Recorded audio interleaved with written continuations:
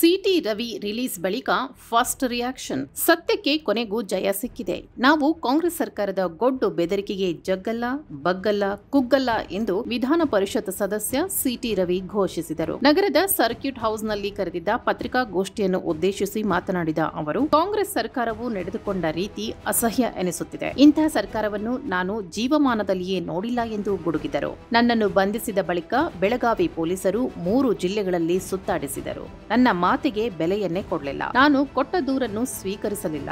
11 ಗಂಟೆಗೂ ಹೆಚ್ಚು ಕಾಲ ಅಲೆದಾಡಿಸಿ ಮಾನಸಿಕವಾಗಿ ಕುಗ್ಗಿಸುವಂತ ಪ್ರಯತ್ನ ಮತ್ತು ದೈಹಿಕವಾಗಿ ಹಲ್ಲೆ ಮಾಡುವ ಕೆಲಸವನ್ನು ಕಾಂಗ್ರೆಸ್ ಸರ್ಕಾರ ಪೊಲೀಸರನ್ನು ಉಪಯೋಗಿಸಿಕೊಂಡು ಮಾಡಿದೆ ಎಂದು ಆಕ್ರೋಶ ವ್ಯಕ್ತಪಡಿಸಿದರು. ನನ್ನು ಬಂಧಿಸಿದಾಗಿನಿಂದಲೂ ಬಿಜೆಪಿ ರಾಜ್ಯಾಧ್ಯಕ್ಷ ಬಿವೈ ವಿಜಯೇಂದ್ರ, ವಿಪಕ್ಷ ನಾಯಕ ಆರ್ ಅಶೋಕ್, ಛಲವಾದಿ ನಾರಾಯಣಸ್ವಾಮಿ ಸೇರಿದಂತೆ ಸಾಮಾನ್ಯ ಕಾರ್ಯಕರ್ತರು, ಮುಖಂಡರು ಆತ್ಮಸ್ಥೈರ್ಯ ತುಂಬಿದ್ದಾರೆ. ನಿಮ್ಮ ಜೊತೆಗೆ ನಾವಿದ್ದೇವೆ ಎಂಬ ಸಂದೇಶ ಕೊಟ್ಟಿದ್ದಾರೆ. ಅವರಿಗೆ ಹೃದಯಪೂರ್ವಕ ಅಭಿನಂದನೆ ಸಲ್ಲಿಸುತ್ತೇನೆ ಎಂದು ಸಿಟಿ ರವಿ ಹೇಳಿದರು.